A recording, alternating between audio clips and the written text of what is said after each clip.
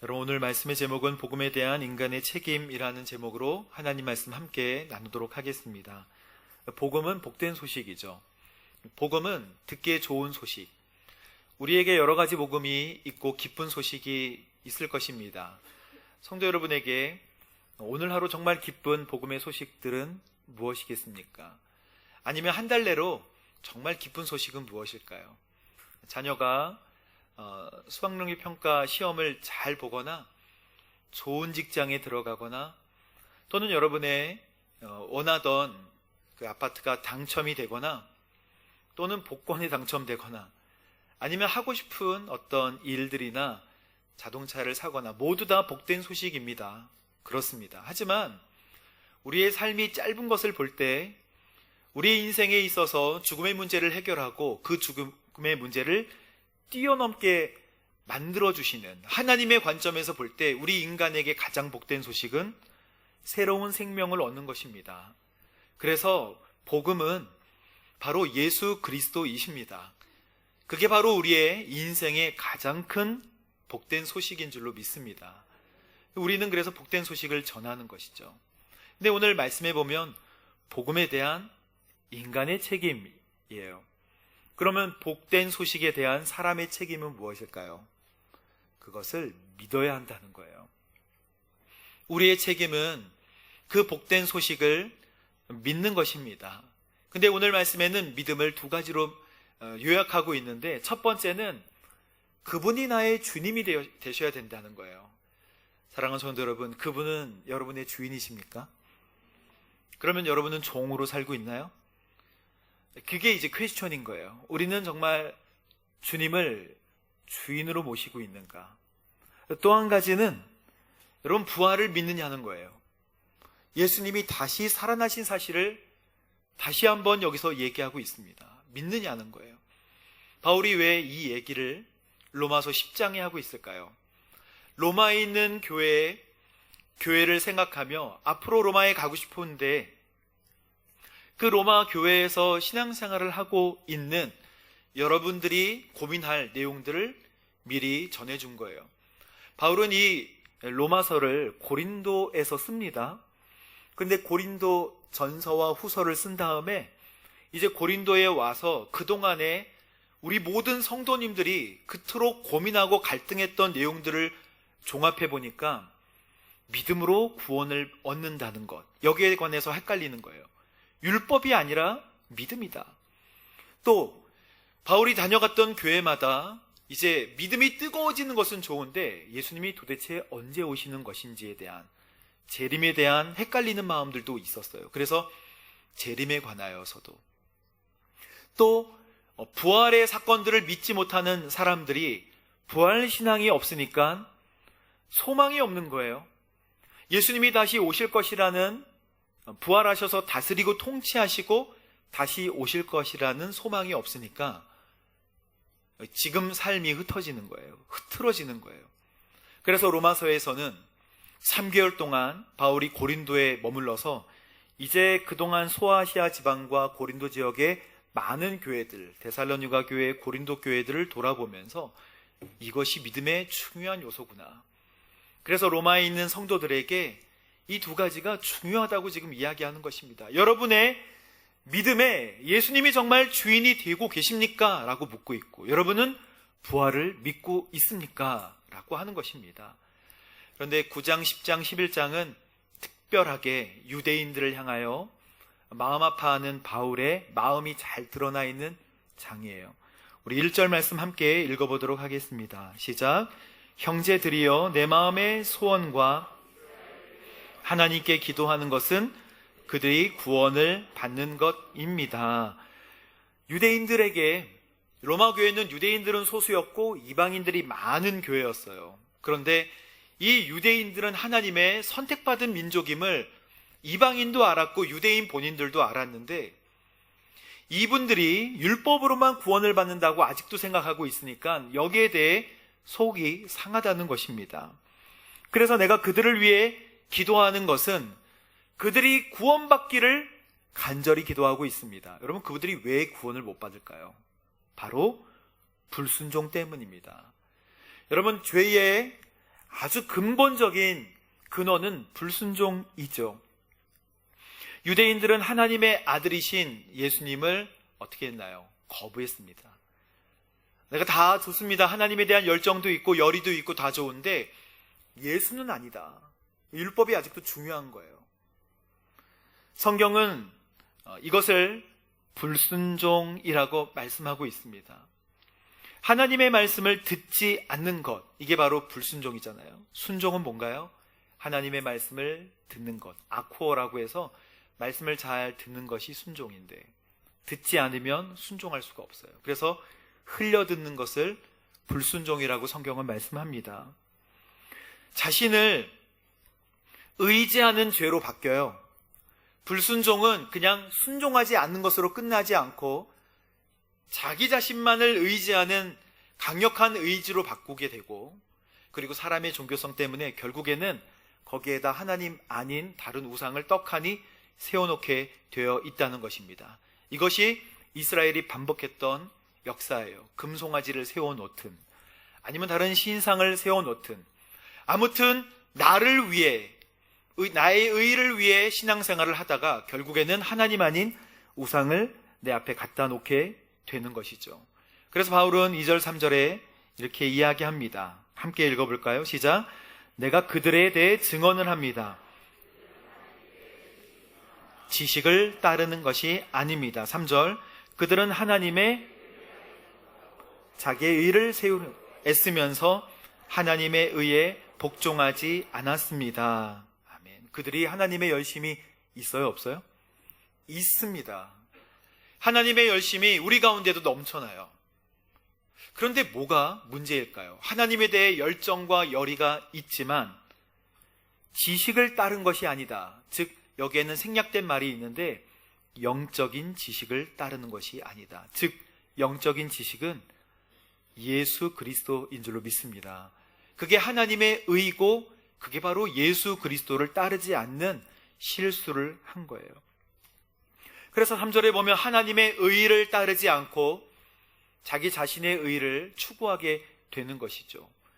일주일에 2번씩 금식하고 10의 1조도 잘합니다.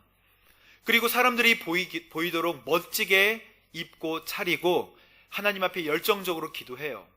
그 순간만큼은 정말 하나님과 교통하는 것 같아요. 맞아요. 하지만 그 믿음 생활은 자기 자신을 위한 신앙생활이 될 수 있다는 거예요. 나를 위한 신앙생활. 여러분, 저도 저 자신을 돌아볼 때 목사로 세움받기 위하고 갈고 다듬어지기 위하여서 스스로 노력하는 많은 부분들이 저의 의의를 세우는 것에 봉착하는 것을 많이 보게 됩니다. 하지만 우리의 인생의 목표는, 우리의 신앙생활은 우리의 만족이 아니라 나는 죽고 예수로 사는 삶이 되어야 된다는 것입니다.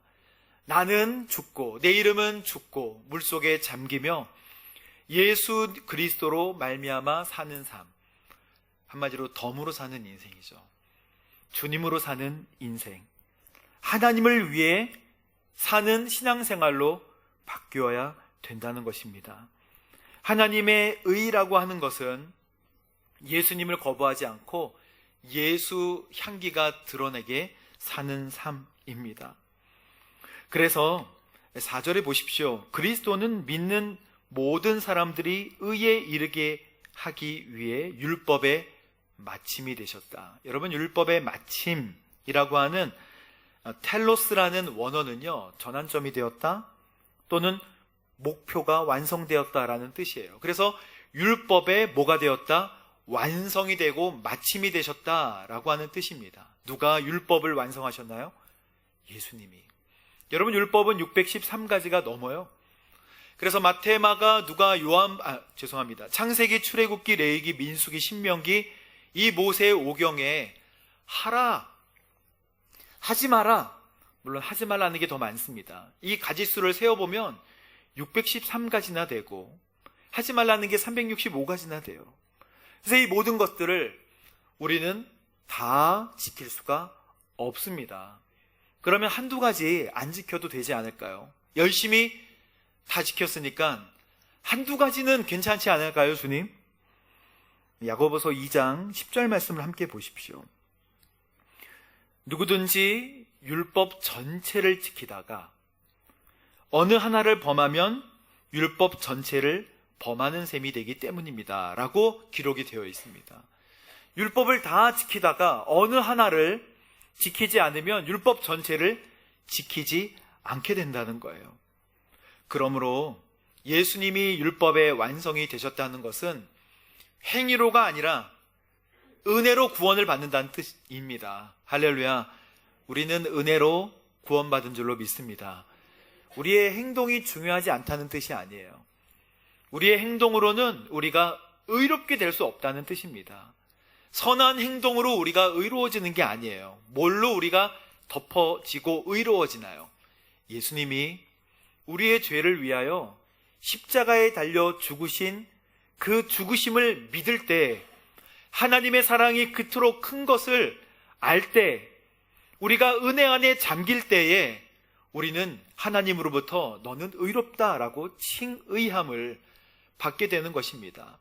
그래서 우리가 천국에 들어갈 때 내가 요로요로해서 천국에 들어갑니다라고 이야기할 수 없는 것은 우리의 행동이 아니라 뭐 때문에?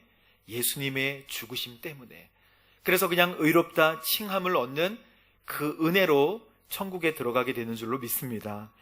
그래서 1절부터 4절까지의 말씀을 정리하면, 나는 유대인들이 구원받기를 참 원합니다. 그들은 열심히 있고 열심히 있지만 예수님을 아는 지식이 없었고 예수님을 거부했기 때문에 이런 사람들은 자기 의를 내세우려고 합니다 라고 하는 내용을 지금 로마 교회에 이야기해 주고 싶은 거예요. 여러분들이 예수님을 붙들지 않으면 여러분의 의의만 가득하게 될 것입니다 라는 경고의 메시지이기도 합니다. 바울은 율법이 나쁘다고 얘기하지 않아요. 율법은 선하고 좋은 것이라고 얘기합니다. 5절 말씀 보십시오. 시작. 모세는 율법으로 인한 의에 대해 기록하기를 율법을 행한 사람은, 아멘. 여러분, 율법은 하나님께서 주신 거예요. 그래서 율법을 행하면 여러분 복을 받습니다. 일반 은총에 의해서도 이 율법을 잘 지키면 일반 사람들도 또 복을 받아요.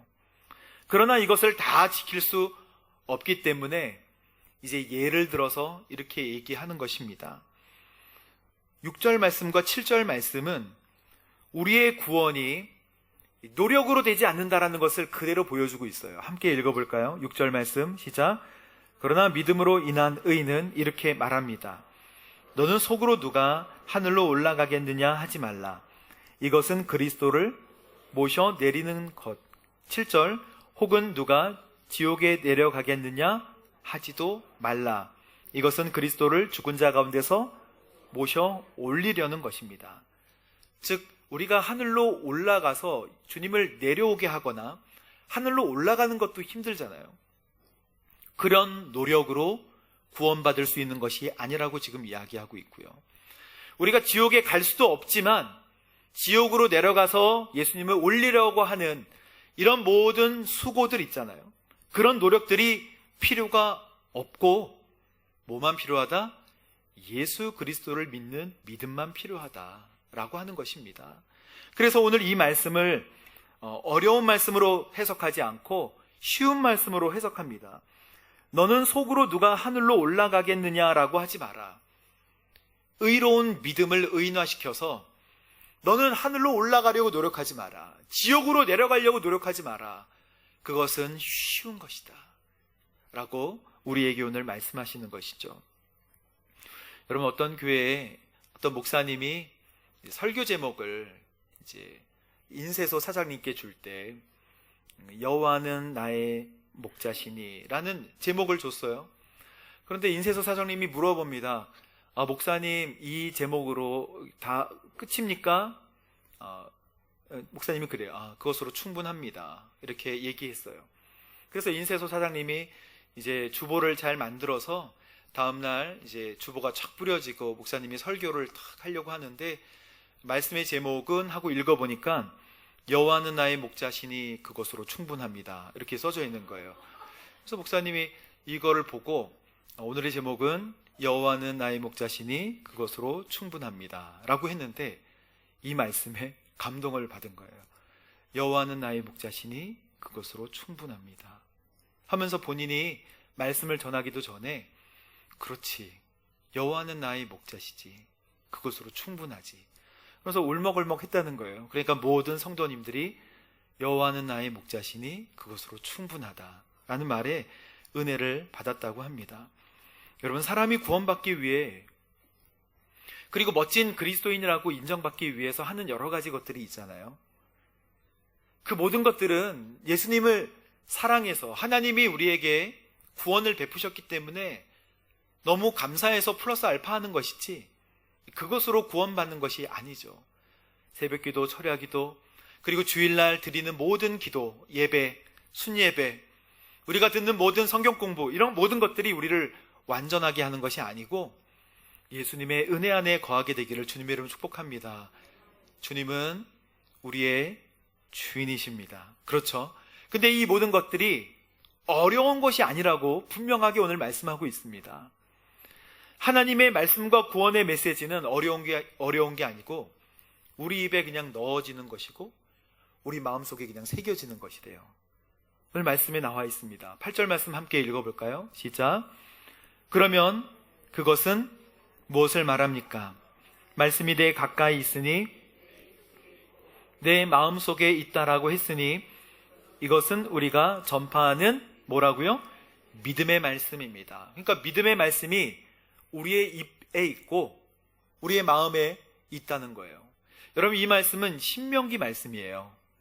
신명기 말씀은 이제 계명과 율법을 새롭게 하는, 모세가 이제 모압 평야까지 다 와서 젖과 꿀이 흐르는 가나안 땅, 하나님께서 예비해 놓으신 저 땅을 보면서 여기 지금 대기하고 있는 이스라엘 백성들에게 다시 옛날 이야기를 해주는 게 바로 신명기입니다. 그래서 우리가 이렇게 왔지, 하나님께서는 우리를 이렇게 인도하셨지, 하나님께서는 뭘 원하시는지 알아? 하나님은 이런 거를 원하셔, 하나님은 이런 거를 기뻐하셔 라고 다시 설명해 주는 게 바로 신명기입니다. 그런데 뭐라고 설명하냐면 신명기 30장 14절에 오히려 그 말씀은 너에게 아주 가까워서 너의 입속에 있고 너의 마음속에 있어서 너희가 어떻게 할 수 있다? 순종할 수 있다. 그 말씀은 어려운 게 아니야. 순종할 수 있어. 이 말씀은요 613가지나 되는 율법을 이야기하는 게 아니에요. 여러분, 신명기 30장 20절에 보십시오. 너희 하나님 여호와를 어떻게 하고? 사랑하고 그분의 음성에 뭐하고? 귀를 기울이고 그분을 단단히 붙들어라. 여호와는 너의 뭐다? 생명이시다. 할렐루야. 율법의 정신은요, 율법을 지키는 게 아니고요, 하나님을 사랑하고 그분을 단단히 붙드는 것에 있습니다. 이게 바로 우리의 믿음 생활이에요. 주께서 율법을 주시고 그 율법에 자꾸 걸려 넘어지게 하신 것은 자꾸 걸려 넘어지면서 하나님을 생각하라고 한 거예요. 주님을 기억하라고 주님께서 말씀하시는 것입니다. 그래서 주님을 기억해야 됐는데 어느 순간에 주님은 멀어지고 율법만 지키는 우리의 삶은 하나님과 멀어지게 된다는 거예요. 율법의 본질, 말씀의 본질은 하나님을 사랑하는 것, 주의 말씀에 순종하는 것, 그분을 단단히 붙드는 것입니다. 여러분, 예수님은 그러면 여러분의 주인이십니까? 아는 것하고 믿는 게 틀립니다. 아는 것과 믿는 것이 틀려요. 여러분 9절 10절 말씀 보십시오. 그래서 주께서 오늘 우리에게 이렇게 말씀하십니다. 함께 읽어보겠습니다. 시작. 만일 당신의 입으로 하나님께서 그분을 죽은 사람 가운데서 살리신 것을 구원을 받을 것입니다. 10절. 사람이 마음으로 믿어 입으로 아멘. 만약 우리가 예수님을 주라고 고백하고, 그럼 바울의 마음으로 생각해 보십시오. 지금 이렇게 율법에 대해서 믿음으로 은혜로 구원받는 것에 대해서 이야기한 다음에 사람이 예수를 주라고 고백하고 그분은 나의 뭐다? 주인이시다라고 고백을 하고 그분이 죽은 사람 가운데서 살리신 것을 내 마음에 믿으면 구원을 받는다는 거예요. 사람이 마음으로 믿어 의롭다 칭함을 받고 입으로 시인하여 그의 구원이 완전하여 지는 것입니다. 근데 이 주의 이름을 부르고 구원을 얻는다라고 하는 이 시대의 바울의 상황을 잘 살펴보면 생명을 내어놓는 위험한 상황이었어요. 지금 우리가 길거리에서 예수님은 나의 주인이시다 라고 하면 이상하게 볼 수는 있어도 누가 뭐라고 하겠습니까? 주님은 나의 주인이시다 라고 하면 저 사람의 주인은 정말 주님이신가 보다 라고 생각하겠죠. 그러나 이때는 황제만을 주라고 큐리오스라고 부르는 시대였습니다. 그래서 황제를 숭배했던 사람들에게 예수를 주라고 고백하는 사람들이 핍박받게 되고 또 목숨을 걸고 신앙 고백을 해야 하는 시대였어요. 만약에 고통과 고난을 당하고 싶지 않으면 황제가 나의 주인이시다라고 고백해야 하는 것입니다. 예수를 주로 부르면 체포되어 죽었던 시대예요. 그래서 우리와 다릅니다. 여러분, 근데 예수님의 제자들과 예수님을 나의 구주 나의 하나님으로 고백하던 많은 사람들이 순교했던 이유는 무엇인가요? 예수는 나의 주인이시다라고 고백하는 것을 목숨과 바꿨다는 거예요. 여러분, 이 로마에 가면 카타콤이 있죠. 지하 공동 묘지입니다. 근데 그 카타콤의 지하 무덤의 길이가 몇 미터일까요? 900km입니다. 거기에 600만 명의 이상의 시신이 안치되어 있어요. 상상도 못하겠어요. 서울에서 부산까지의 거리가 450km인데 600km에 600만 명 이상의 시신이 묻혀져 있어요. 우리 눈에 확인할 수 있고 생생하게 볼 수 있는 무덤입니다. 그런데 여기에 사람들이 조사해 보니까 어린아이들이 많은 거예요. 근데 알고 보니까 어린아이가 아닌 거예요. 키가 작아서 120cm밖에 안 돼서 살펴보니 어린아이인 줄 알았는데 어린아이가 아닌 거예요. 여러분, AD 63년, 즉 64년 네로 황제의 핍박이 시작될 때부터 시작해서 기독교, 콘스탄틴 대제가 기독교를 공인한 313년까지 250년간 카타콤이 활성화되었는데 이때 사람들이 250년간에 몇 대가 있을까요? 카타콤에서 태어나 카타콤에서 죽은 사람들이 몇 대, 수대가 됐을 거예요. 이 사람들은 햇빛을 보지 못하고 그에 태어나서 죽을 때까지 햇빛을 보지 못하고 죽은 사람들이 있어요. 그래서 키가 자라지 않고 150도 넘지 않는 사람들이 많았던 것입니다. 초대교회 성도들이 이러한 희생을 치르면서 주님의 이름을 부르고 믿음을 지켰다는 거예요. 그래서 바울이 지금 얘기하는 만약 당신의 입으로 예수를 주인이라고 모시고 하나님께서 그분을 죽은 사람 가운데서 살리신 것을 마음에 믿는다면 여러분은 정말 구원을 받을 것입니다 라고 하는 말씀이 오늘 우리 마음속에 새롭게 다가오게 되기를 바랍니다. 주님의 이름을 목숨을 버리면서까지 바꿀 수 없었다는 거예요. 그분은 나의 주인이십니다. 나의 인생을 포기하면서까지 지킬 만한 이름입니까? 내 인생을 다 드릴 만큼, 생명을 버릴 만큼 바꿀 수 없는 그런 고귀한 이름입니까? 그렇습니다. 그분들은 생명에 소망이 있었기 때문에. 소망이에요. 우리랑 다른 것은 소망이에요. 소망이 있었는가 없었는가. 내 인생이 카타콤에서 시작돼서 카타콤에서 끝나다 할지라도 내 짧은 인생 다음에는 예수님과 평생 살 수 있는 소망이 있다. 여러분, 우리의 소망을 어디에 두고 있나요? 오늘 이 말씀이 우리에게 주시는 메시지는 하나님께서 그분을 죽은 사람 가운데서 살리신 것을 마음에 믿으면이에요. 즉, 죽었다가 살아나신 예수 그리스도를 믿느냐는 거예요. 죽었다가 살아나신 예수 그리스도를 믿느냐는 거예요. 여러분, 예수님을 그냥 믿는 사람과 부활하신 예수님을 믿는 사람 다릅니다. 부활의 주님을 만난 사람들은 바뀌어요. 예수님의 형제 야고보도 그랬어요. 부활의 주님을 만나기 전까지는 형제 예수님을 욕하던 사람이었지만 그가 부활하신 예수님을 만난 다음에는 완전히 인생이 바뀌었습니다. 그래서 오늘 이 말씀은 예수님을 너의 주인으로 모시고 있는가를 우리에게 말씀하고 있고, 또 한 가지, 예수님을 믿는 너희들이 정말 부활의 주님을 믿고 있는가라고 우리에게 도전하고 있는 것입니다. 여러분, 고린도전서 15장에 보면 부활을 믿지 않으면 믿지 않는 사람들보다도 더 비참한 삶이라고 말씀하고 있습니다. 그리고 만약 그리스도께서 살리심을 받지 못하셨다면 여러분의 믿음도 헛되고 여러분은 여전히 자신의 죄 가운데 있을 거라고 말씀하고 있습니다. 여러분, 부활의 주님이 왜 중요한가요? 만약 예수님이 그냥 죽으셨다면 우리는 죽은 신을 믿는 거예요. 저도 안 믿겠어요. 살아계신 신이 아니라 죽으신 신을 믿는 거예요. 그분은 죽었으니까. 그때 청년운동을 하다 죽은지 누가 알겠어요? 그때 신화같이 그냥 살다가 열혈 청년으로 죽은 건지를 누가 알겠어요? 저는 증명할 수 없다고 생각합니다. 하지만 주님은 죽기 전에 내가 죽지만 3일 만에 살아날 것이다 라고 끊임없이 말씀하셨고, 내가 살아나는 그것을 보고 너희는 땅끝까지 복음을 증거하라 라고 말씀하여 주셨습니다. 그래서 부활신앙은 다른 거예요. 부활하신 예수님을 누가 봤나요? 야고보에게 나타나셨고, 모든 사도에게 나타나셨고, 마지막으로 다리 차지 못한 채 태어난 사람과 같은 내게도, 이 바울 같은 사람에게도 나타나셨다. 나는 사도들 가운데 가장 작은 사람이고 사도라 불릴 자격도 없는 사람이지만 내가 하나님의 교회를 핍박했기 때문에 나는 그럴 자격이 없습니다.